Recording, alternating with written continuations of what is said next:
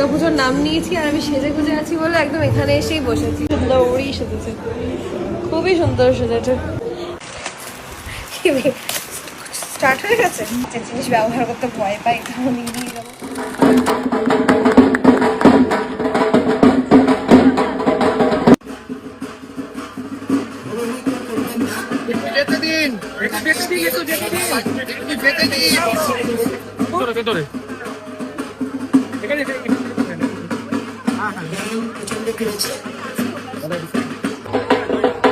সবাই স্পর্শ করার সুযোগ পাবেন।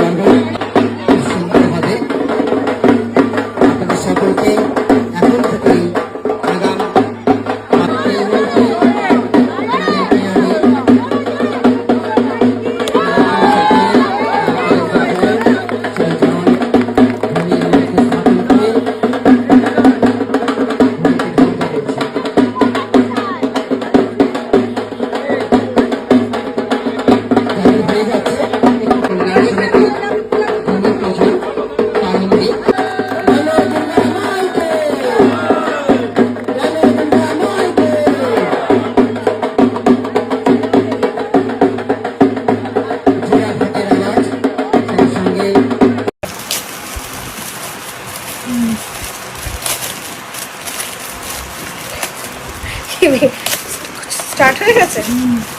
ওকে, আমার হচ্ছে ছাত্রছাত্রীরা আমাকে প্রচুর পরিমাণে গিফট দেয়। এটা তো নতুন গিফট গো আমার কাছে।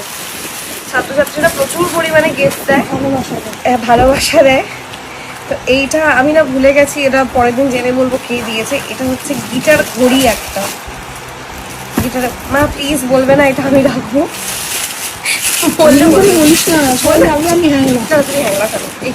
তোমার জিনিস যখন আমি নিয়ে নিতে কি বারণ করো? তোমার একটা মাত্র বিয়ের গয়না, সেটাও আমি নিয়ে নিয়েছিলাম। বলো তুমি কি আমাকে বারণ করেছো? এটা আমার থেকে সব আমি দেবো। Thank you. এটা কোথায় গোজে? এটা এইভাবে গোজে আই গেস নাকি? হ্যাঁ এরকম করে গোজে। এটা কোথাও একটা গোজে, এটা পরে দেখছি। এই তো এটা ঘড়ি, খুব সুন্দর একটা ঘড়ি। এটা ব্যাটারি লাগাতে হবে। গিটার ঘড়ি। এটা আমাকে কে গিফট করেছে আমি জানি না। না এখানে স্টুডেন্ট দিয়েছে, ঘড়িটা বি স্টুডেন্ট দিয়েছে। কে দিয়েছে মনে হচ্ছে না। আবার অনেকদিন পর খুললাম, প্রায় 2 সপ্তাহ আগে পেয়েছি আমি, এখন খুললাম। আর আমার গলার অবস্থা খারাপ। ভালো করে ধরো, সত্যি নিশ্চিত ভালো করে। আমি তো লাগাতেই পারলাম না ঠিক করে। কিভাবে লাগায় এটা লাগানোটা দেখতে হবে। কিভাবে লাগায় ব্যাপারটা। খুব সুন্দর জিনিস। সুন্দর না জিনিসটা? কিভাবে লাগায় এটা দেখতে হবে, এটা ঘেটে ঘুটে দেখতে হবে। খুবই সুন্দর বিষয়টা। এই হচ্ছে ব্যাপার, আমি না বুঝতে পারছি না কোথায় লাগায়। ঠিক আছে পরে ঘাটছি। ও আচ্ছা নোটস এটা আবার, বা ও হো নোটস, তাহলে তো এটা এরকম লাগায়। বুঝেছি, এই যে নোটস। নোটস এটা খুব সুন্দর। এটা জানি না কে দিয়েছে, বাট থ্যাংক ইউ। নেক্সট দিন ক্লাসে এলে আমি জিজ্ঞেস করবো।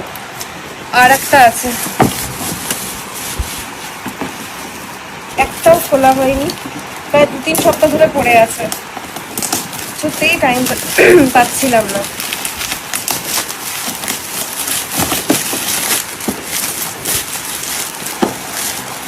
ও এটা ভালো একটা কাজের জিনিস। এটা তো মা রাখবেই না, মা কাচের জিনিস ব্যবহার করতে ভয় পাই। এটা আমি নিয়ে যাবো, ফ্ল্যাটে রাখবো। এটা আমি, এটা একটা কাচের বোল, এটাকেই ব্যবহার করবো আমি। তুমি ব্যবহার করবে? আচ্ছা করো। এরকম কাচের একটা বোল, এরকম আঁচল থেকে ধরে রাখা যাচ্ছে। সত্যি খুব সুন্দর। বাইরে সবার জন্য একটা ইনফরমেশন আছে। যারা শ্যামসুন্দরী মন্দিরে যেতে চাও বাট বুঝতে পারো না কিভাবে যাবে, তাদের জন্য বলে রাখি, কালকে মা শ্যামসুন্দরীর মন্দিরে হচ্ছে স্নান যাত্রা। যে মন্দিরটা হচ্ছে শিয়ালদার কাছে, মানে শিয়ালদার কাছেই তো। হ্যাঁ, যে মন্দিরটা হচ্ছে শিয়ালদার কাছে, তোমরা এমনি গুগলে শ্যামসুন্দরী মা মন্দির মানলে পেয়েই যাবে। তো কালকে হচ্ছে মায়ের স্নান যাত্রা মন্দিরে, সকাল 8:30 থেকে 12টা বললো না, সকাল 8:30 থেকে 12টা। তো ওর মধ্যে চলে যেও সবাই। মায়ের গর্ভগৃহে কালকে একমাত্র সবাইকে ঢুকতে দেয়, তো সবাই যেতে পারবে। আমিও যাব, আমি হয়তো দুপুরের দিকে যাব, একবার দেখা করে যাব, কারণ শরীরের যা কন্ডিশন কালকে উপোস করার মতো মানে শরীর নেই আমার, উপোস করতে পারবো না।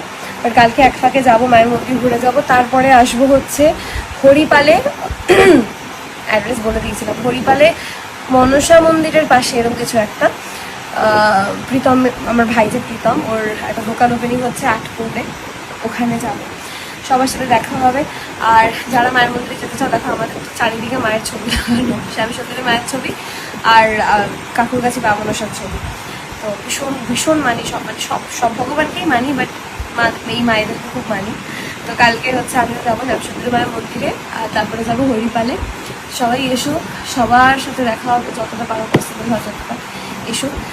আর হচ্ছে এই বছর আমার স্টেজ শোয়ের একটা ধামাকা আসছে, ওটা বলবো, মানে স্টেজ পারফরমেন্স নিয়ে ওটা পরে বলবো, বাট একটা ধামাকা আসছে, নতুন কিছু আসছে, সেটা ঠিক টাইম মতো রেখে বলবো।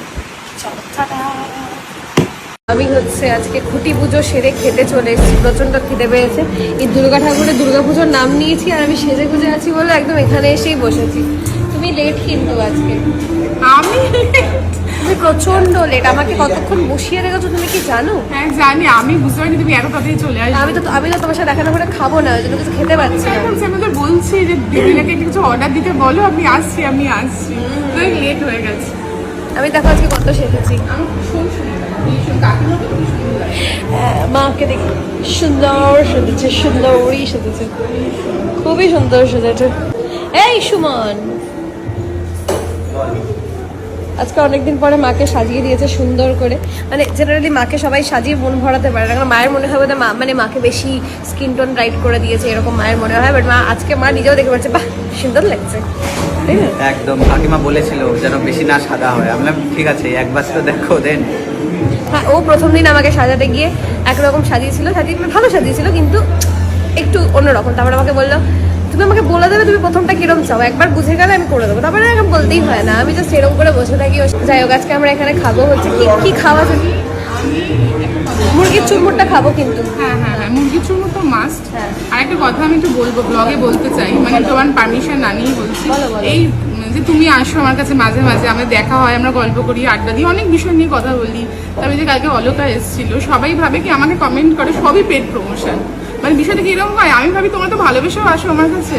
আমি তো মাঝে মধ্যে এরকম হয় যে ক্যামেরা অফ করেই আসি, গল্প করি, খাওয়া দাওয়া করি। ইভেন আমি একদিন এরকম হয়েছে, ইভেন আজকেও বলেছি আমি যে তোমার দোকানে আমি খাওয়াবো।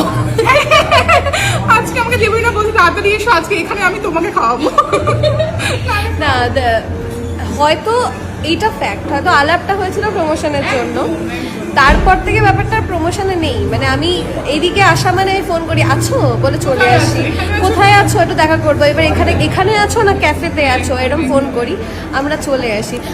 সবাই জানেও না যে বোগেনভিলিয়া ক্যাফেটা মানে আমারই, মানে সেটা অনেক। হ্যাঁ, সব থেকে বড় কথা এখন ক্যালকাটা নস্টালজিয়া তো তোমরা অনেকে জানতে, তো ক্যালকাটা নস্টালজিয়া যেমন আছে তেমন আছে, থাকবে, আরো লং রানে আমরা আরো অনেক অনুষ্ঠান এখানে সেলিব্রেট করবো, তার জন্য আমি অপেক্ষা করছি, আমরা সবাই অপেক্ষা করছি।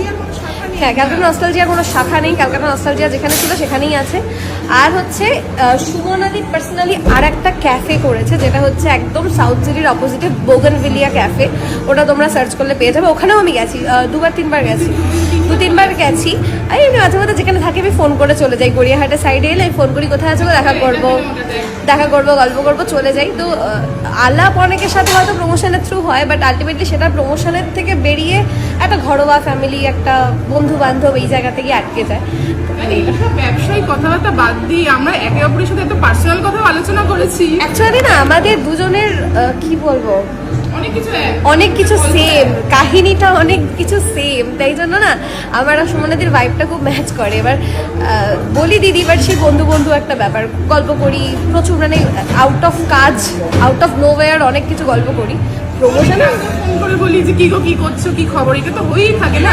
সবাই 11:30-12টার পরে মন খারাপ হলেও ফোন করে আমাকে, জানো আর পাচ্ছি না, ভালো লাগছে না, আমিও করি, জানো এটা হলো, এটা হয়। সব জায়গায় প্রমোশন দিয়ে হয়তো শুরু হয়, পরে ফ্যামিলি হয়ে যায়।